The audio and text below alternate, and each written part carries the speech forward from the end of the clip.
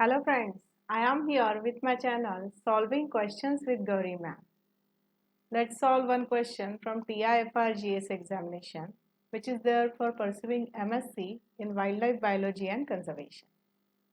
I have taken this question from 2018 paper.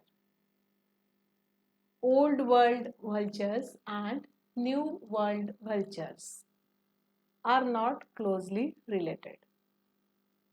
The striking similarity between the two groups is most likely due to options are coevolution, convergent evolution, divergent evolution and sexual selection. शुरू से समझने की कोशिश करते हैं. When we say old world history and new world history, तो इसका मतलब क्या है? जब हम ओल्ड वर्ल्ड हिस्ट्री बोलते हैं तब अमेरिका की डिस्कवरी से पहले जो कॉन्टिनेंट्स पता थे उनके बारे में जो इन्फॉर्मेशन है that is come under the old world history. जो एशिया, अफ्रीका और यूरोप इनके बारे में हम जानते थे, अमेरिका के बारे में अभी हम जानते नहीं थे. So that comes under the old world history. और ये हमारे क्वेश्चन में भी जो ओल्ड वर्ल्ड वल्चर है वो वहीं से है. अमेरिका के डिस्कवरी के बाद we call it as a new world history, जिसमें अभी नॉर्थ अमेरिका, साउथ अमेरिका और सेंट्रल अमेरिका भी आ जाता है. तो न्यू वर्ल्ड वल्चर वहाँ से आते हैं कि जब अमेरिका का डिस्कवरी हो चुका था. Old world vultures and new world vultures, this is the example of convergent evolution. देखो, कन्वर्जेंट इवोल्यूशन मतलब नेचर में दो स्पीशीज डेवलप होते हैं दो डिफरेंट जगह पर. दो अलग अलग जगह पर दो स्पीशीज डेवलप होते हैं, उनका इकोलॉजिकल रोल सेम है, वो सेम तरह की निश यूज करते हैं. It is having a similar type of environment at two different places and then they get developed. Then we call it as a convergent evolution. यहाँ पर there is a development of analogous organs. तो अगर vultures की बात करें तो vultures are the scavengers feeding on the dead organic matter. Animal के dead animal के कैरकेसेस पर ये सर्वाइव करते हैं. जैसे कि मैंने बोला कि ओल्ड वर्ल्ड हम उसे बोलते हैं जहाँ Africa, Asia and Europe include है. So old world vultures are found in these regions. New world vultures are found in North and South America. Both are scavengers. The main difference between these two is old world vultures अपने food को find out करने के लिए uses eyesight. वो बहुत दूर से ही देख लेते हैं कि कहाँ पर उन्हें फूड मिल सकता है. Whereas New World vultures have ability to smell. वो स्मेल से भी स्मेल को भी यूज करते हैं to find the food along with the eyesight. तो ये कैरेक्टरिस्टिक बर्ड में बहुत रेयरली फाउंड होती है.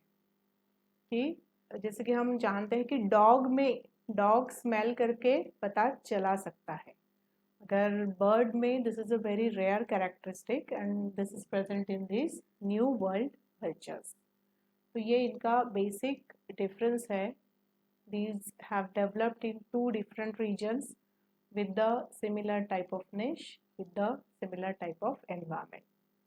Hence, this is the example of convergent evolution. So let's go through the question once again. Old world vultures and new world vultures are not closely related. The striking similarity between the two groups is most likely due to coevolution, convergent evolution, divergent evolution and sexual selection. तो हमने देखा कि this is due to the convergent evolution. Option B is the correct answer for this question. Convergent evolution में हमेशा analogous organs develop होते हैं. जब हम co-evolution बोलते हैं तब एग्जाम्पल अगर ले ले तो प्रे एंड प्रीडेटर, तो इसमें प्रे के पीछे प्रीडेटर भागता रहता है, तो प्रे कुछ नए नए आइडियाज ढूंढता है जिससे प्रीडेटर को और परेशान किया जाए, मगर प्रीडेटर में भी कुछ डेवलपमेंट्स होती रहती है, it also get evolve according to the prey's idea, है ना। इस तरह से दोनों इवॉल्व होते रहते हैं। पैरासाइट होस्ट के बारे में भी यही होता है, दैट ऑल्सो गेट को इवॉल्व, दोनों इवॉल्व होते रहते हैं, and that phenomena we call as a co-evolution. Convergent evolution तो हमने समझ लिया। डाइवर्जेंट इवोल्यूशन का एग्जाम्पल देखो, डार्विन फिंचेस है।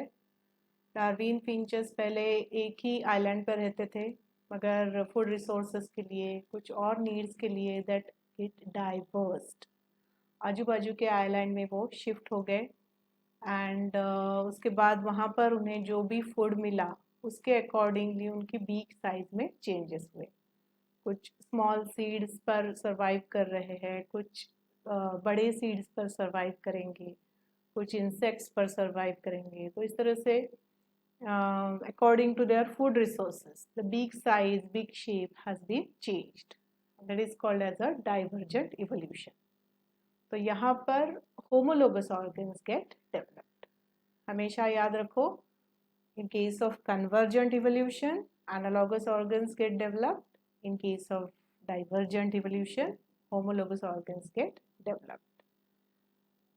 चौथा ऑप्शन है sexual selection.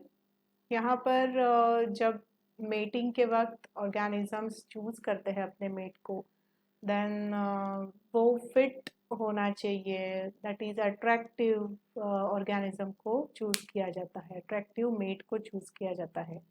So this is a sexual selection. तो इस तरह से ये चार ऑप्शंस हमारे साथ थे, तो convergent evolution इसका करेक्ट आंसर बनता है। I hope you understood my explanation about this old world vultures and new world vultures. Here I request you to please like, share and subscribe for my channel, and also to hit the bell icon. Thanks for watching.